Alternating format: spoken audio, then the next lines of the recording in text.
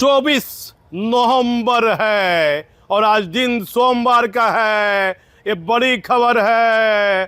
सरकार के जिम्मेदार पदाधिकारी को इस महत्वपूर्ण खबर पर ध्यान देना होगा। बिहार पुलिस मुख्यालय से जुड़ी खबर है, पुलिस कर्मियों से जुड़ी खबर है। डीजीपी साहब, विनय बाबू, कृपया ध्यान दीजिए। एक आदेश ट्रेनिंग सेंटर से, प्रशिक्षण केंद्र से, पुलिस हेडक्वार्टर से जारी हुआ है और वह आदेश ये बता रहा है कि राजगीर में जिन पुलिस कर्मियों को ट्रेनिंग लेनी है वह ट्रेनिंग की शुरुआत होगी जनवरी 2026 से।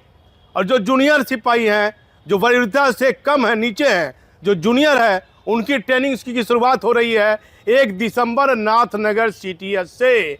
इसका एक आदेश जारी हुआ है। विनय बाबू ध्यान दीजिए, ये ऐसा गड़बड़ आदेश कौन पदाधिकारी जारी कर रहे हैं? पुलिस विभाग में नियम है, एक एक पुलिसकर्मी ने व्हाट्सएप किया है वरीयता के आधार पर। और आप जब से पदभार आप घर संभाले हैं, जब से आप नौकरी कर रहे हैं पुलिस विभाग में, ट्रेनिंग के समय से मैं आपको जानता हूं, आप नियम और कानून को मानने वाले हैं, नियमानुकूल कार्य करने वाले हैं। तो ये क्यों हो रहा है ऐसा? वरीयता के आधार पर सिपाहियों को ट्रेनिंग क्यों नहीं दी जा रही है?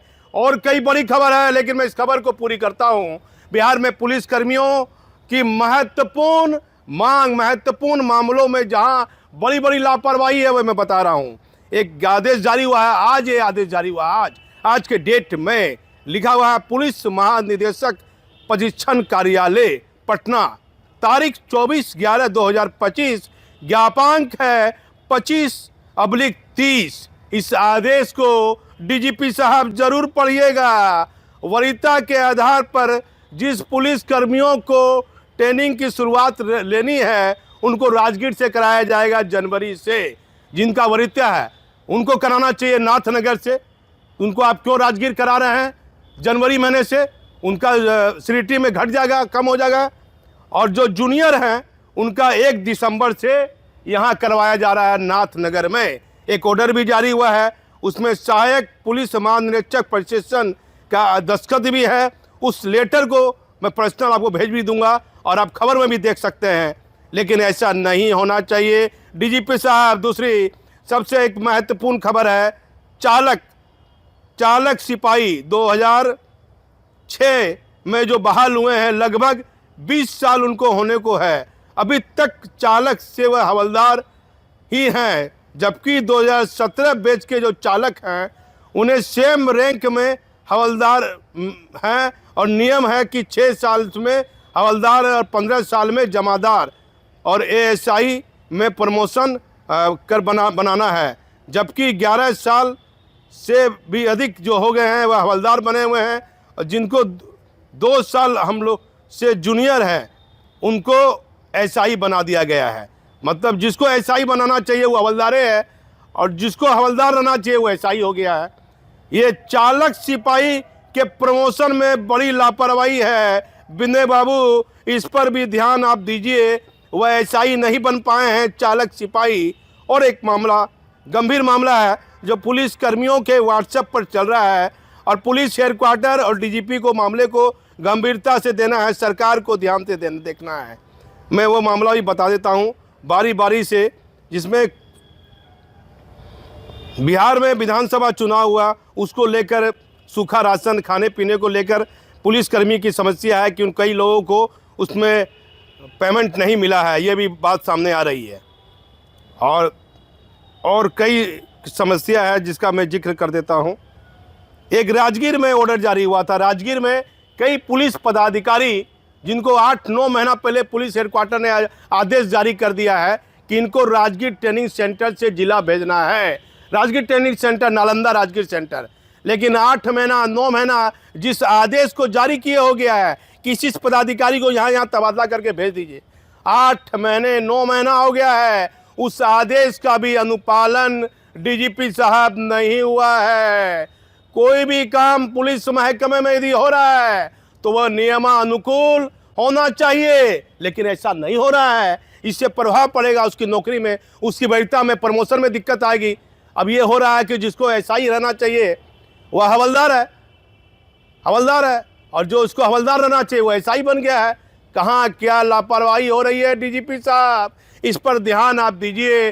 प्रमोशन का मामला, पहले जो डीजीपी थे भट्टी बड़ा चला, फिर आप जब से ज्वाइन किए हैं आप पुलिसकर्मी के वेलफेयर के लिए काम तो कर रहे हैं, लेकिन काम धरातल पर नहीं दिख रहा है। डीजीपी साहब, इस 13 दिसंबर को आपको 1 साल का कार्यकाल पूरा हो जाएगा। चुनाव खत्म हो गया, त्योहार खत्म हो गया। 3 खबरें मैंने बनाई है। नीतीश कुमार जी, आप मुख्यमंत्री हैं, गृह विभाग सम्राट चौधरी जी के पास चला गया, पुलिस विभाग चला गया, तो तबादला औलाद तो सामान्य प्रशासन से होगा। एसपी का यह भी चर्चा है कि एक बड़ा तबादला भी होने वाला है। हमारे पास और एक महत्वपूर्ण खबर है, लेकिन मुख्यमंत्री जी, ये पुलिसकर्मी जो बिहार में जिसकी संख्या अधिक है और आप बेहतर सीट आपको आई है, विश्वास आप पर किया है, तो पुलिसकर्मी का जो मूलभूत समस्या है, वेलफेयर का काम है, वो तो हो नहीं रहा है। अभी मुझे यहाँ बताया गया कि पुलिस लाइन में बाथरूम में बड़ी दिक्कत है, पानी एक ही मोटर से आ रहा है। कई पुलिस लाइन में पानी और शौचालय की समस्या का समाधान नहीं हो पा रहा है पुलिस जवान के लिए। इसे सरकार को गंभीरता से लेना होगा। और एक महत्वपूर्ण खबर है, जो इस खबर के बाद फिर आपको हम तुरंत बताएंगे। लेकिन डीजीपी साहब, 1 साल आपको पूरा हो रहा है। सुप्रीम कोर्ट के नियमानुसार इस 26 दिसंबर तक आप डीजीपी हैं। पद, आपके पद की गरिमा है और आपने बेहतर काम किया है, तो जाते जाते किसी का पद, किसी का पावर, चाहे वो मुख्यमंत्री रहे वो डीजीपी रहे, एक समय तक नहीं रहा है। तो आपके डीजीपी रहते हुए पुलिसकर्मी का काम जो नियम से चल रहा है, जो आप कर भी रहे हैं, उसे सही समय पर, ये ट्रेनिंग में कौन कौन आदमी है भाई, ट्रेनिंग में बहुत बढ़िया आईपीएस है प्रीता वर्मा, ट्रेनिंग एडीजी है संजय सिंह, प्रीता वर्मा को भी देखना चाहिए, बेहतर आईपीएस पदाधिकारी है, कोई शिकायत नहीं है। लेकिन ये कैसे गड़बड़ हो रहा है। ट्रेनिंग डीजी है, महिला है प्रीता वर्मा, मैं सम्मान करता हूं, कहीं शिकायत नहीं है, और लगातार वो ट्रेनिंग की डीजी हैं, उनको भी ध्यान देना चाहिए। संजय सिंह जो 1997 बैच के आईपीएस है, भागलपुर एसपी रहे, भागलपुर डीआईजी रहे, उनको भी ध्यान देना चाहिए कि वरीयता के आधार पर सिपाहियों की ट्रेनिंग हो, जूनियर सीनियर का जो प्रोटोकॉल है वह बना रहे। यदि पुलिस महकमे में अनुशासन नहीं देखा जाएगा तो आगे क्या परिस्थिति बनेगी, इस पर चिंतन करने की आवश्यकता है। दूसरी और महत्वपूर्ण खबर फिर आप हमारे चैनल पर देखिएगा। सच देखना है तो बने रहिए हमारे चैनल पर। मैं भागलपुर से दीपक नौरंगी।